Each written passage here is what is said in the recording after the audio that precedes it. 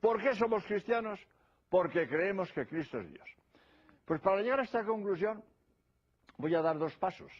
Primero, que Cristo fue un hombre de la historia y que Cristo demostró que Él era Dios. Vamos a detenernos en la primera parte. Jesús, hombre de la historia. Porque hoy se niega todo. Yo suelo decir, cuando hablo de esto, es imposible inventar una nueva barbaridad. Porque todas las barbaridades posibles ya se han dicho. No es posible inventar una nueva barbaridad. Porque cualquier barbaridad que digas, ya la ha dicho antes alguien antes que tú. Pues una de las barbaridades que se han dicho, que Cristo es un mito. Que Cristo no existió. Que eso lo decimos los cristianos, que es un cuento chino. Cristo no existió. Esto, escrito en los libros, escrito, que Cristo no existió, que es un mito de los cristianos.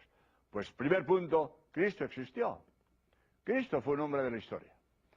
Y para fundamentar nuestra creencia en el Cristo histórico, vamos a empezar por historiadores no cristianos.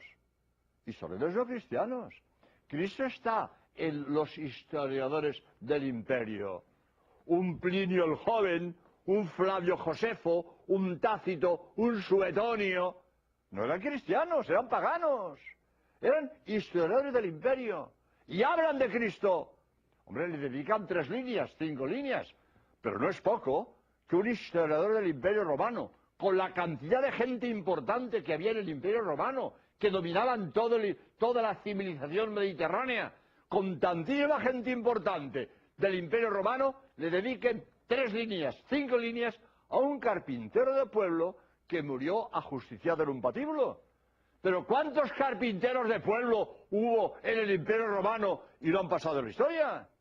¿Y cuántos ajusticiados en patíbulos en el Imperio Romano y no han pasado en la historia?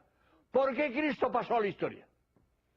¿Por qué Cristo, carpintero de pueblo, que murió ajusticiado en un patíbulo, ha pasado a la historia? ¿Por qué? ¿Por qué?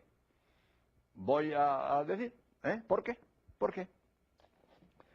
Voy a leer en mi libro Para Salvarte, donde he puesto todo lo que sé, por eso está tan gordo, y ahora lo llamo Enciclopedia del Católico, porque aquí he puesto todo lo que sé. Para hacer este pequeñez me he leído más de 1600 libros, y he puesto en mi libro lo mejor que he encontrado en 1600 libros, más de 1600 libros que he leído. Y aquí, citando a Flavio Josefo, dijo, apareció un tal Jesús que hizo obras maravillosas. Él, para él, dice, si se le puede llamar hombre, porque hizo obras maravillosas. Para un romano, en el Olimpo había multitud de dioses. Por lo tanto, para él, Jesús puede ser un dios más, no nuestro Dios, el Dios único, creador del cosmos. Para él no. Pero es interesante que un historiador del imperio reconozca la existencia de un tal Jesús de Nazaret, si le podemos llamar hombre, porque hizo obras maravillosas. Estos historiadores del imperio.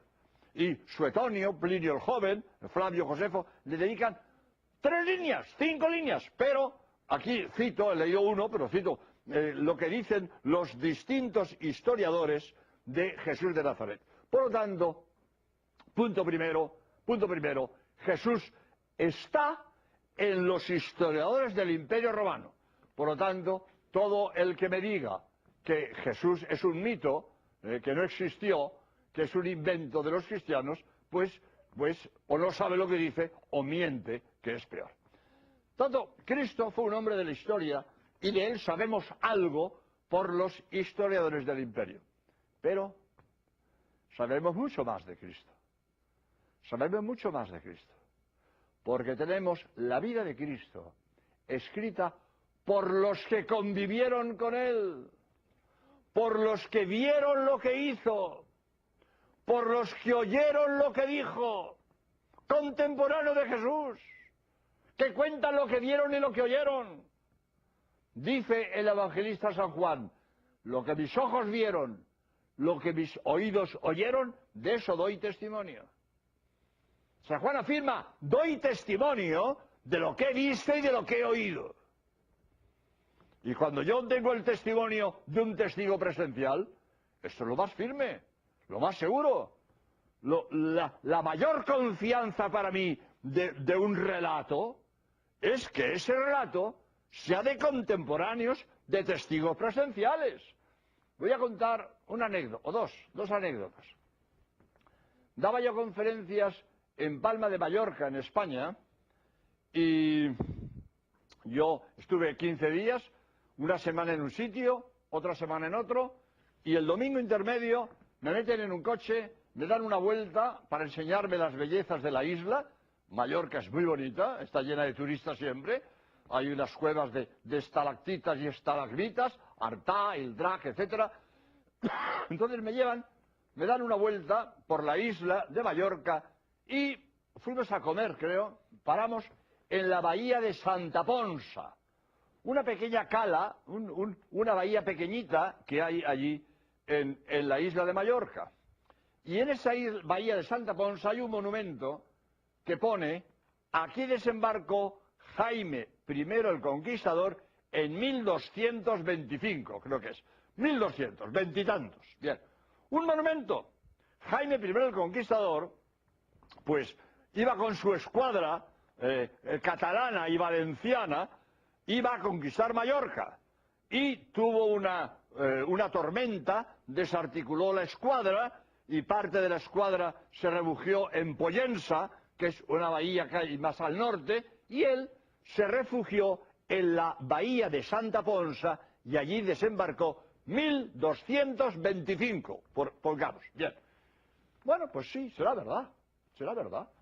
Yo no tengo por qué dudar de que ahí desembarcó Jaime I el Conquistador en 1225, por ejemplo. Pues sí, pero vete a ver, de 1220 y tantos, lo que ha llovido. Ah, es que hay documentos. Sí, bueno, hay documentos. Bueno, vete a ver. Pero ¿cómo va a tener para mí el mismo valor esa conmemoración de que en 1220 y tantos desembarcó Jaime I el Conquistador? ¿Cómo va a tener para mí el mismo valor que cuando yo en Cádiz, donde resido, a bordo del Dragaminas Tinto, un barco de guerra, hablo con dos oficiales de marina, un capitán de máquinas y un alférez de navío, y estos dos marinos me cuentan su naufragio, son supervivientes de un naufragio, y ellos me cuentan cómo fue el naufragio y cómo sobrevivieron al naufragio? Pues cuando a mí estos dos marinos me hablan de su naufragio y de la operación de salvamento, para mí tiene mucho más valor lo que me dicen esos testigos de su naufragio que ese monumento en Santa Ponsa del desembarco de Jaime I el Conquistador en 1220 y tantos. ¿Cómo va a tener el mismo valor? Por lo tanto, si a mí un hecho me lo cuentan testigos, tiene mucho más valor que todos los documentos que me encuentren en los archivos.